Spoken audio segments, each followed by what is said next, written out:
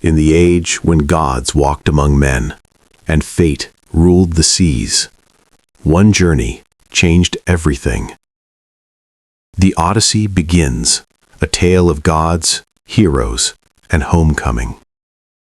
Picture this, the ancient world where gods walk among mortals and heroes wage epic wars. One man stands out among them all, a brilliant strategist who helped bring down the mighty city of Troy. But his greatest challenge isn't the war itself, it's getting home. This is the story of Odysseus, known to the Romans as Ulysses, a man cursed to wander the seas for years while his family waits, not knowing if he's alive or dead. While other warriors sailed home to glory, Odysseus remains trapped, his fate tangled in divine politics and ancient grudges. His wife waits, his son grows up without him, and back in Ithaca, vultures circle his throne, draining his wealth and threatening everything he fought to protect. High above the mortal world, on Mount Olympus, the gods gather in Zeus's great hall. But one god is notably absent. Poseidon, lord of the seas, has traveled to the distant land of the Ethiopians to receive offerings and enjoy their festivities. This is no accident. The other gods have been waiting for precisely this moment. Zeus opens the council with a reflection on human nature. He speaks of Odysseus, a man who ignored divine warnings, seduced another man's wife, and committed murder, only to face justice at the hands of Orestes, the victim's son. Mortals blame us for their suffering, Zeus observes, but so often they bring disaster upon themselves. Then Athena, goddess of wisdom, speaks up. Her voice carries both respect for her father and fierce advocacy for her chosen hero. "Father," she says, "Odysseus deserved his fate. But what of Odysseus, that brilliant, suffering man trapped on a remote island, surrounded by ocean, cut off from everyone he loves?" She describes his prison, a forested island where Atlas's daughter, the goddess Calypso, holds him captive, desperate to make him her husband, using every charm and persuasion to make him forget his homeland. Zeus responds with genuine affection. How could he forget Odysseus? The man was unmatched in intelligence, generous with sacrifices to the gods. But remember, Zeus explains, Poseidon burns with rage against him. Odysseus blinded Polyphemus, the Cyclops, Poseidon's own son. The sea god won't kill Odysseus outright, but he'll torment him, keeping him from the shores of home. Yet Zeus sees a path forward. With Poseidon away, the other gods can act.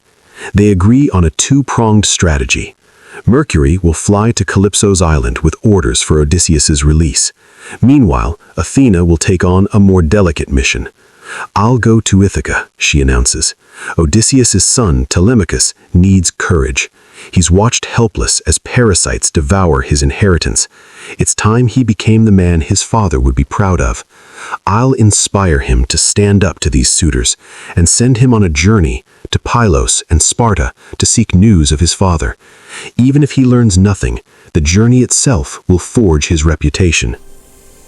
Athena binds her golden sandals to her feet and grasps her mighty spear. In an instant, she descends from Mount Olympus's heights and materializes in Ithaca, disguised as Mentes, a family friend and chieftain of the Taphians. The scene she finds is disturbing. The courtyard of Odysseus's house has been transformed into a playground for entitled young men. They lounge on the hides of cattle they've slaughtered from Odysseus's herds, playing games, shouting for wine, treating the household like their personal banquet hall. Servants scramble to accommodate them, mixing wine, preparing food, carving endless portions of meat. In the midst of this chaos sits young Telemachus, isolated and brooding. He's imagining what it would be like if his father suddenly returned, how these arrogant suitors would scatter like leaves before a storm. Lost in these thoughts, he's the first to notice the stranger at the gate. His reaction reveals his character. While the suitors ignore the visitor, Telemachus immediately rises, ashamed that a guest should be kept waiting. He approaches with genuine warmth, grasping her hand, taking her spear, welcoming her with the words, "Come in, share our food, then tell me what brings you here." Telemachus leads Athena to a seat positioned deliberately away from the rowdy suitors, somewhere they can speak privately. Servants bring water and golden vessels for washing, set out bread and delicacies, pour wine. Through it all, Telemachus can barely contain his frustration. When the suitors begin demanding music, forcing the household bard to perform, Telemachus leans close to his guest. His voice drops, bitter with resentment. These men feast freely because the man whose wealth they're devouring is probably dead somewhere, his bones rotting in some distant land. If my father walked through that door right now, they'd pray for faster feet, not fatter purses. But he's gone, and we've lost hope. Then he asks his guest the traditional questions. Who are you? Where are you from? How did you arrive? Athena, maintaining her disguise, spins a convincing tale. She's Mentes, king of the Taphians, an old friend of the family, here on a trading voyage, her ship anchored in a nearby harbor. But then she pivots to what really matters. I came because I heard your father had returned, but I see the gods are still holding him back.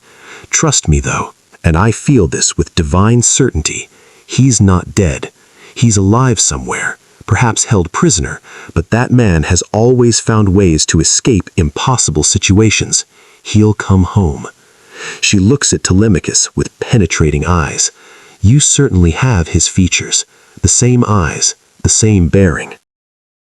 Telemachus's response reveals deep pain. My mother says I'm his son, but how can anyone truly know their father? I wish I'd been born to someone who grew old peacefully on his own estate. Instead, they tell me I'm son to the most unfortunate man alive. Athena won't let him wallow.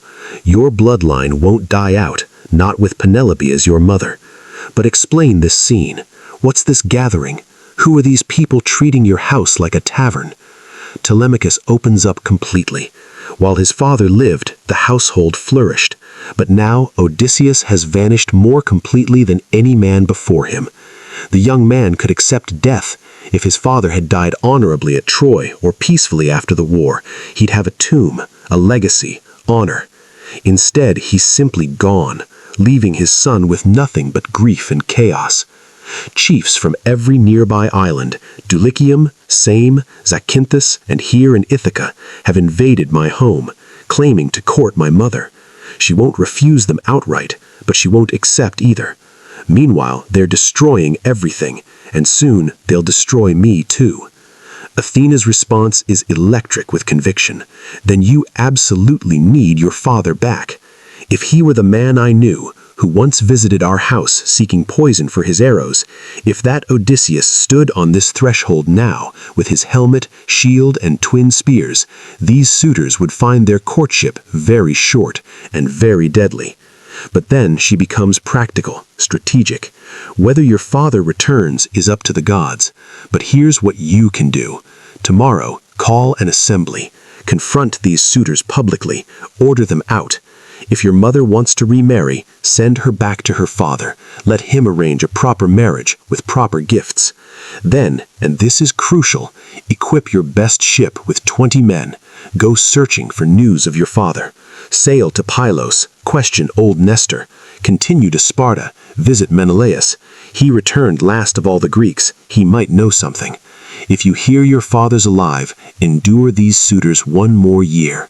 If you hear he's dead, return. Hold proper funeral rites, have your mother remarry, and then deal with these suitors. By fair means or foul, get them out of your house. She leans forward, intensity radiating from her. You're no child anymore. Haven't you heard how people praise Orestes for avenging his father? You're handsome, strong. Show your courage. Make yourself a legend. Telemachus tries to extend hospitality further, offering a bath, refreshment, a valuable gift, but Athena declines graciously, promises to accept your gift on her return journey, and then simply vanishes, disappearing like a bird taking flight. The change in Telemachus is immediate and profound. Courage floods through him. He thinks of his father with new clarity, new determination. He knows with absolute certainty that his visitor was divine. When he returns to the hall, something has shifted in his bearing. That evening, when his mother comes downstairs, weeping, begging the bard to stop singing about the Greeks' tragic homecoming from Troy, Telemachus does something unprecedented. He speaks to her with newfound authority. "Mother, the bard sings what moves him. It's Zeus who decides human fate, not poets. This song is popular, let him sing it. Odysseus wasn't the only one who didn't return. Now please, go back to your work, your weaving, your household. Speech and authority here belong to men, and especially to me, because I am master of this house." Penelope withdraws, astonished, pondering her son's transformation. Then Telemachus turns to the suitors and delivers an ultimatum that stuns everyone. "Tomorrow morning, full assembly. I'm formally ordering you out. Go feast in each other's homes on your own resources. But if you choose to keep devouring one man's wealth, then I pray to Zeus, you'll answer for it with your lives, and when you fall in this house, no one will avenge you." The suitors are shocked into silence by his boldness. The game has changed. The boy has become a man, and somewhere across wine-dark seas, his father fights to return home. The gods have set events in motion. Nothing will ever be the same.